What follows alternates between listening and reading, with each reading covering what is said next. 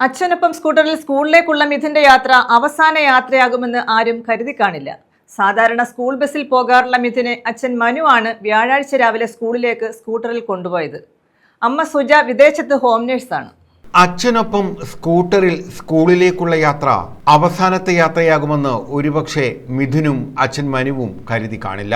സാധാരണ സ്കൂൾ ബസ്സിലാണ് മിഥുൻ സ്കൂളിൽ പോകുന്നത്. എന്നാൽ വ്യാഴാഴ്ച രാവിലെ അച്ഛൻ മനുവാണ് മിഥുനെ സ്കൂട്ടറിൽ സ്കൂളിൽ എത്തിച്ചത്. അമ്മ സുജ വിദേശത്ത് ഹോം നേഴ്സാണ്. വിദേശത്തേക്ക് പോയിട്ട് 3 മാസമേ ആയുള്ളൂ. സുജ രാവിലെ ഫോണിൽ വിളിച്ച് മനുവിനോടും മിഥുനോടും സംസാരിച്ചിരുന്നു. അപകടം നടന്നയുടൻ വിവരമറിഞ്ഞത് പഞ്ചായത്ത് അംഗം ശിവരാജനാണ്. ഇദ്ദേഹം മനുവിനൊപ്പം ആശുപത്രിയിലെത്തിയപ്പോഴേക്കും മിഥുന്റെ മരണം സംഭവിച്ചിരുന്നു. കുവൈറ്റിൽ സുജ ജോലി ചെയ്യുന്ന കുടുംബം തുർക്കിയിലേക്ക് യാത്ര പോയിരിക്കുകയാണ്. സുജയും ഒപ്പമുള്ളതിനാൽ സുജയുടെ ഫോണിൽ കുടുംബത്തിന് ബന്ധപ്പെടാൻ കഴിഞ്ഞിട്ടില്ല. മനുവിന് കൂലിപ്പണിയാണ്. സാമ്പത്തികമായി താഴെത്തട്ടിലുള്ള കുടുംബമാണ്. പുതിയ വീട് നിർമ്മിക്കാൻ ലൈഫ് പദ്ധതിയിൽ പേര് ചേർത്തിട്ടുണ്ട്. ഇതിന്റെ അനുമതി ലഭിച്ചിട്ടില്ല. മകനെ നഷ്ടപ്പെട്ട വേദനയിൽ പൊട്ടിക്കരഞ്ഞ മനുവിനെ ആശ്വസിപ്പിക്കാനാകാതെ ബന്ധുക്കളും സുഹൃത്തുക്കളും വലഞ്ഞു. ഇതേസമയം വൈദ്യുതാഘാതമേറ്റ് മരിച്ച മിഥുനെ അധ്യാപകരും വിദ്യാർത്ഥികളും ചേർന്നാണ് ആശുപത്രിയിലേക്ക് എത്തിച്ചതെന്ന് ദൃക്സാക്ഷിയായ വിദ്യാർത്ഥി പറഞ്ഞു. ഈ കുട്ടി ഇവിടെ നിന്ന് ഫുട്ബോൾ കളിച്ചുകൊണ്ട് നിന്നതായിരുന്നു.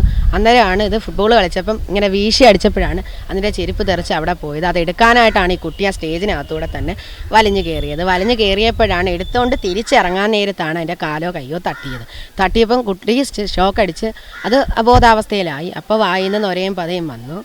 പിന്നെ എല്ലാവരും കൂടി ആശുപത്രിയിലേക്ക് കൊണ്ടുപോയി.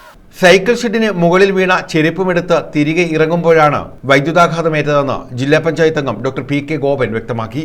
മുകളിൽ കയറി ചെരുപ്പെടുക്കാൻ നോക്കിയപ്പോൾ ചെരുപ്പ് തെന്നിപ്പോയി. ഇയാൾ സ്കിഡ് ചെയ്തതോടെ ഈ ഷീറ്റ് മഴ പെയ്ത് കിടക്കുന്നത് കൊണ്ടും അത് മെറ്റൽ ഷീറ്റ് ആയതുകൊണ്ട് അത് തെന്നിപ്പോവുകയാണ്. തെന്നിയപ്പോൾ പെട്ടെന്ന് കയറി മുകളിലുള്ള ലൈൻ കയറി പിടിച്ചു. അങ്ങനെയാണ് ഈ അപകടം സംഭവിക്കുന്നത്. ഈ ലൈൻ ഇതിൻ്റെ പിറകുവശത്ത് വളരെ പാവപ്പെട്ട കുറേ ആളുകൾ താമസമുണ്ട്. ആ താമസക്കാരായിട്ടുള്ള ആളുകൾക്ക് ഇലക്ട്രിക് കണക്ഷന് വേണ്ടി വളരെ പണ്ട് കാലത്ത് ഒരു 40-50 കൊല്ലം മുമ്പാണ് ഇലക്ട്രിക് കണക്ഷൻ അവർക്ക് 40 കൊല്ലത്തിന് മുമ്പാണ് അവർക്ക് ഇലക്ട്രിക് കണക്ഷൻ കിട്ടിയിട്ടുള്ളത്. അങ്ങനെ ആ ഇലക്ട്രിക് കണക്ഷൻ ഇവിടുന്ന് വേറൊരു വഴിയിലൂടെ പുറകോട്ട് കൊണ്ടുപോകാൻ മാർഗ്ഗമില്ല. അപ്പോൾ സ്കൂളും അത് പുറവശത്തെ ആളുകൾ പാവപ്പെട്ട ആളുകൾ താമസിക്കുന്നത് കൊണ്ട് ആ ലൈൻ കണക്ഷൻ മാറ്റുന്നതിന് വേണ്ടി സ്കൂളിനും കഴിയില്ല, വേറൊരു സ്ഥലവും കൊണ്ടുപോകാനില്ല.